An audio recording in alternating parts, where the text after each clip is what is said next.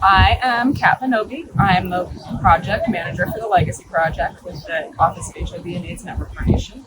And I'm here at the ACTG Annual Meeting with Joe and Judy, the leaders of the ACTG Network. They're going to answer some questions from us about the network and the meeting. So first question for you guys. The mission of the ACTG involves three main areas, which are, as we know, managing HIV, developing a cure for HIV, and innovating treatments for other infectious diseases. What are the highlights happening in the ACTG in these areas that are being covered this week at the ACTG? So at the annual meeting, we try to present results from studies from the past year, really so the entire network can see the results and we can discuss them. And so we started out with our plenaries today, on the first day and today, talking about results in the antiretroviral therapy area about the Latitude study, the long-acting treatment for people who've had adherence challenges in the past. And so that's been really great to be able to discuss that and for all the sites to see, and then talk about some of the statistical issues around how the study was designed and what leads to the study being stopped early. So that's been one area.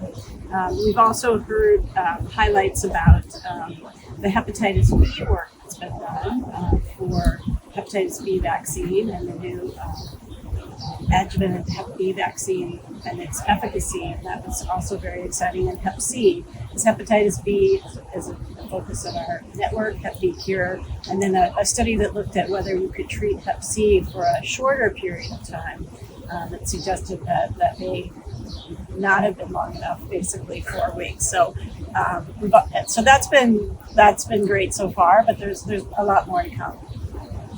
Has been great so far. Anything else to add, Joe? Yeah, no, and what's to come, we've done some terrific work in tuberculosis.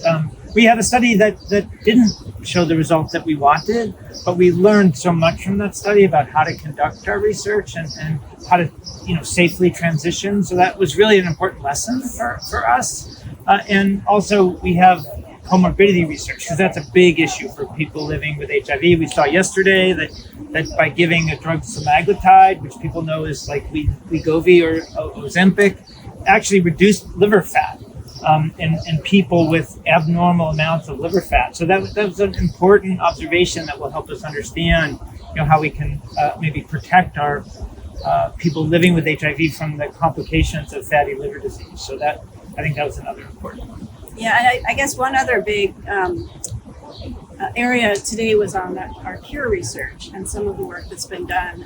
First of all, to identify people early after they develop HIV and treat them very early, that potentially could set up for being more amenable to our cure strategies later. So we heard some of the results from our early study that has been completed that's identified a population of people that now were treated early.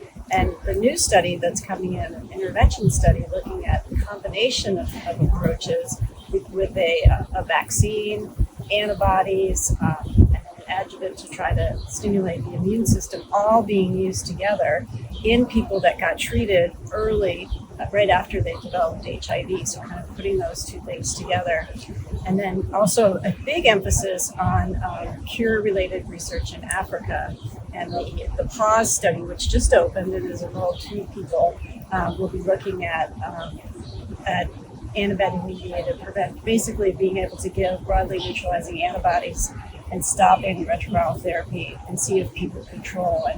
And a really important sub-theme there is the critical importance of including women in research around cure. So there was a whole session on that today, and data presented in the plenary this morning, just highlighting again that women seem to be able to control HIV, have some advantage there, and that we need to absolutely be sure that they're involved in these cure studies.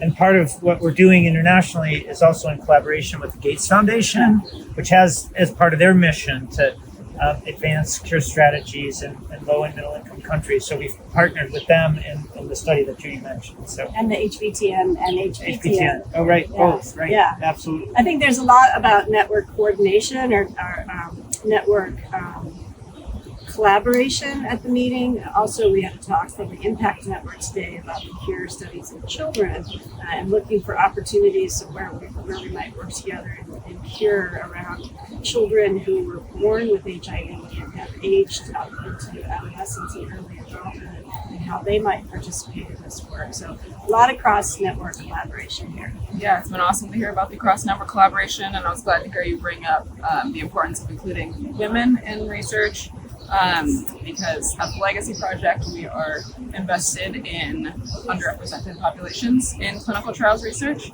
So we're curious to know what efforts are underway to include underrepresented populations in ACTG studies. Yeah, I mean, it's a major focus of everything that we do. All of our studies, we've been paying attention to this. We monitor, we set goals. We've stopped studies from enrolling one group to allow participation in other groups. This is something we've done multiple times. It's not something new for us. And I think it really has helped, us focus on just how the studies are designed. Is there anything implicit in the design that's going to make it harder for one group to enroll? Where are the sites, and how are we engaging with the community around the studies and their importance? So one study we didn't actually hear the results of, but the updates in the sort of business meeting for the Antiretroviral Therapies Committee, the Get It Right study, which is looking at interactions between antiretroviral drugs and feminizing hormone therapy in transgender women, is enrolling really well in the ACTG right now. So we're really excited about that. Yeah, an example, we just, within the last year, we completed enrollment in a study on weight gain. And a population that's most affected by weight gain with starting therapy are blacks, and especially black women.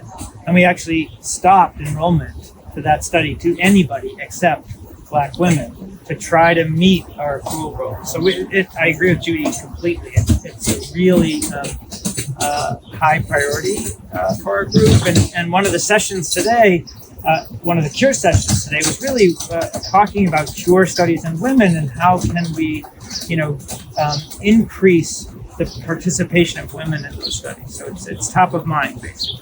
Yeah, and it was great because the session was a collaboration between the Women's Health Committee and the Cure Committee, and we had multiple women living with HIV on the panel, some who participated in cure-related research before, and what was motivating them, and really sharing experiences and helping people think about how we can continue to approach this to meet our goals. Yeah, I'm glad to see part of that session, and I'm glad to hear that it's a priority for y'all.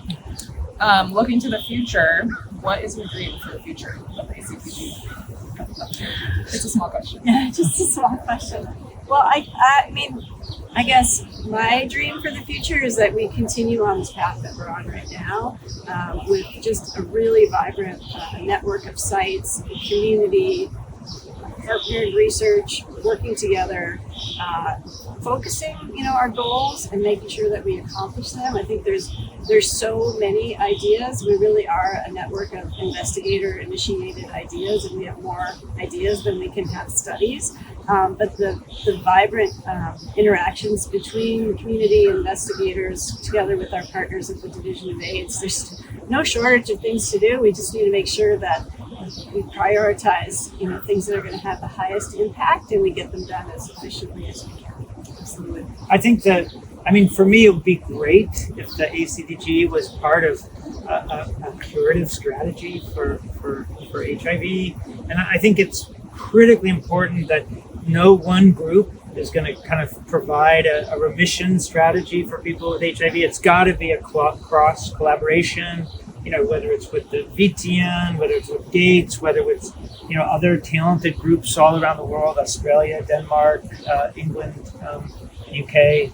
And I think we have to be really open to that, but we want to be part of it. I think that's, and we want to, change care for people living with HIV and people who live with diseases, infections that really affect HIV, like tuberculosis. And we have a robust tuberculosis agenda, and they've consistently changed care.